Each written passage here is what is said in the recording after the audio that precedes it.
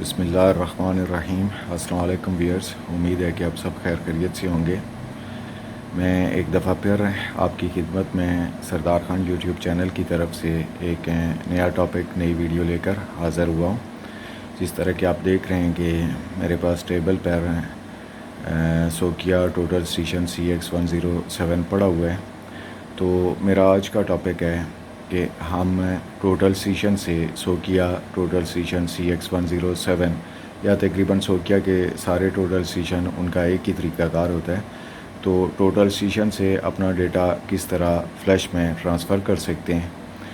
تو ٹاپک کی طرف جانے سے پہلے میری آپ لوگوں سے ہمیشہ کی طرح ایک ریکویسٹ کہ اگر آپ میری ویڈیوز سے کچھ سیکھ پا رہے ہیں، آپ کو لگتا ہے کہ میری ویڈیوز سے آپ کو کچھ فائدہ ہو رہا ہے، تو میرے چینل کو سبسکرائب اور لائک ضرور کریں اور اپنے دوستوں کے ساتھ بھی شیئر کریں۔ سبسکرائب یا لائک کرنے سے آپ کا کوئی نقصان نہیں ہوتا ہے، اس سے جسٹ میری ایک حوصلہ افزائی ہو جاتی ہے۔ تو ویڈیوز بنانا، ان کے لیے ٹائم نکالنا اتنا بھی آسان نہیں ہوتا ہے، تو یہ میرا حق بنتا ہے۔ تو ابھی ٹاپک کی طرف چلتے ہیں۔ تو سب سے پہلے ہم ٹوٹل اسٹیشن میں فلیش ڈال دیتے ہیں۔ یہ لاک کھول دیا میں نے اور یہ میرے پاس فلیش پڑی ہوئی ہے۔ میں یہاں پہ اس فلیش کو لگا لیتا ہوں۔ جس طرح کہ آپ کو نظر آ رہا ہوگا، میں نے اپنے ٹوٹل اسٹیشن میں فلیش کو لگا دیا ہے۔ تو ابھی چلتے ہیں مین پروسیس کی طرف۔ سب سے پہلے میں اپنے ٹوٹل اسٹیشن کو آن کر لیتا ہوں۔ یہ اس کا آن کرنے کا بٹن ہوتا ہے۔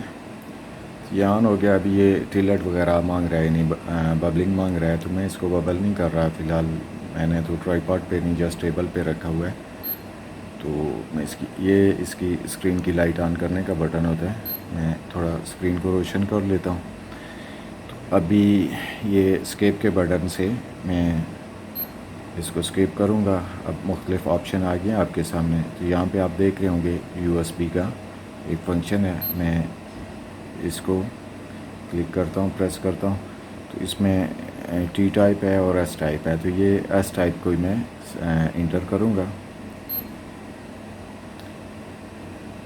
ابھی سیو ڈیٹا، جو ٹوٹل کے اندر سیو ڈیٹا ہے، میں اس کو انٹر کروں گا۔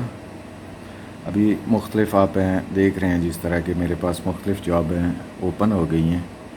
تو میں نے کون سی جاب اپنی فلیش میں، کون سی جاب کا ڈیٹا بھیجنا ہے، اسی کو میں سلیکٹ کروں گا۔ یہ جس طرح کہ آپ دیکھ رہے ہیں 39 پوائنٹس ہیں، ملفی لکھا ہوا ہے، تو میں اسی کو سلیکٹ کر لیتا ہوں، ملفی کو۔ تو ملفی کے 39 پوائنٹس آئی ہوا 39 پوائنٹ ہے، میں اسی کو سلیکٹ کرتا ہوں۔ تو اس کو میں اوکے کرتا ہوں۔ یہ F4 کا بٹن میں پریس کروں گا۔ سوری، اس کو سلیکٹ کرنا پڑے گا۔